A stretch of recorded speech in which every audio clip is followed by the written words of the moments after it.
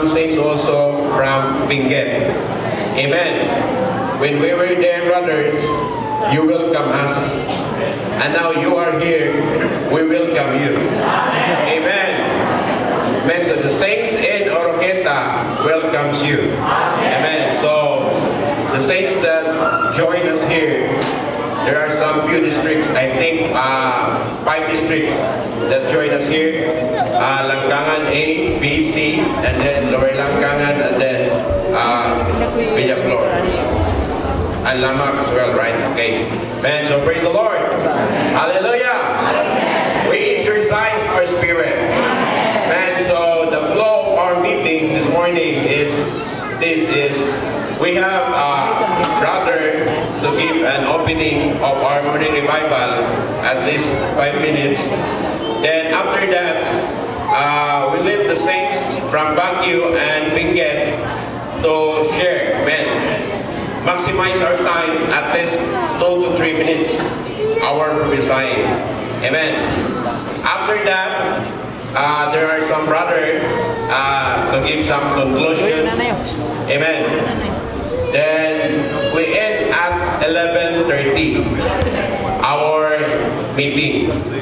Then after 11:30 to 11:45, 15 minutes, the saints from Baguio and Benguet requested us to show church history, and then what are the practical matters about the church life here in Oroqueta, especially the children's ward, the young people's ward, campus ward, and then maybe also the small group meeting.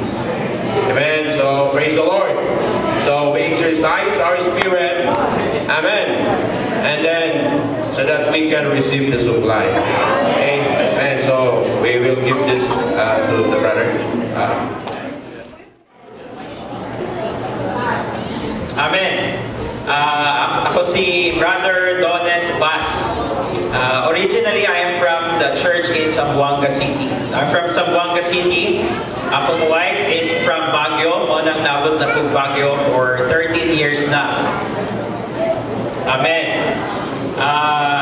However, this is my first time to be here in Oroqueta and to be here at the meeting hall together with the saints of Oroqueta.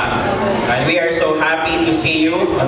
Mentioned ni Brother Arnel ganina, that was prior to the pandemic, ay mga nag-churching from Oroqueta. And actually, recently lang, 2023, na po ang grupo ni Brother Brad Giselle nag-atog Baguio. So katong wala pa nakasaka, we invite you to also visit us there in Baguio. We will be so happy to see you there. Kung saan ninyo may welcome din, maupod akong pag-welcome sa inyo dito. For we are one body in the Lord. Amen. So we're so happy sa experience aning churching. Siguro I'll just give an opening word. Dili na ako i-touch tanan, and so that the saints can follow through sa itong title sa itong one.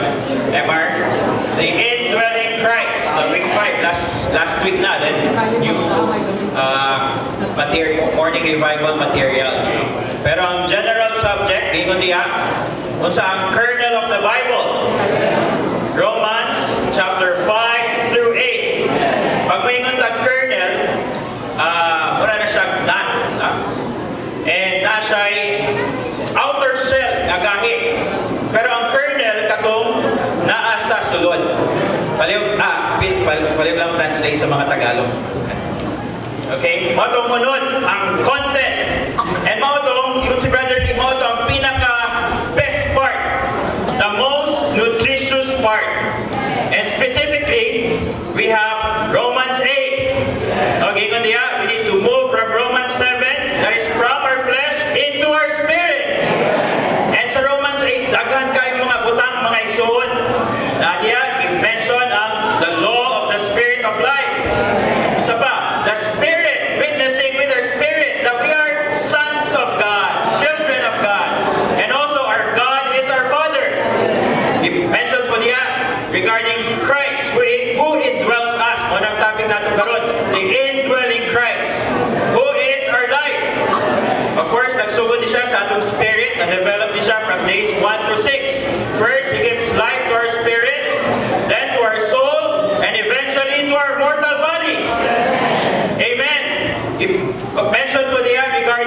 the Spirit of God.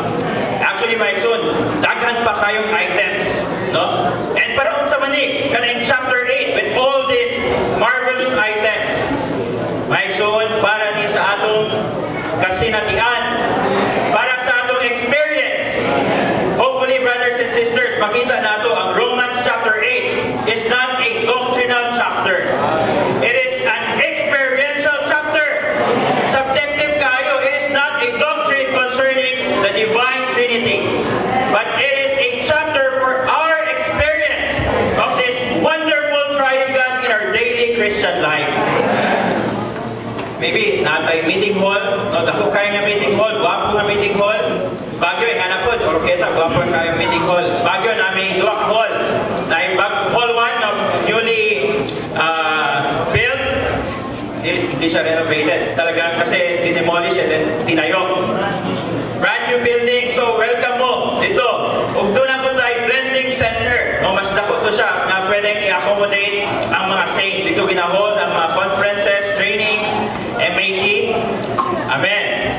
And we may enjoy the church life. Tama? We enjoy coming to the Word.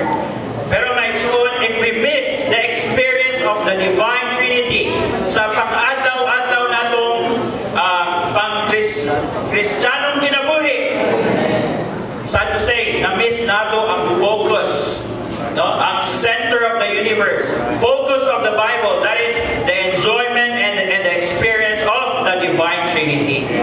So may igsoon sa atong practice sa church life, maging kami sa among pag-churching, o dapat always mahit nato ang goal, ang focus, o to enjoy and experience the divine Trinity. O mao ni ang tumong sa Ginoo, o mao ni ang heart's desire. O may we all enter into the reality of Romans chapter 8.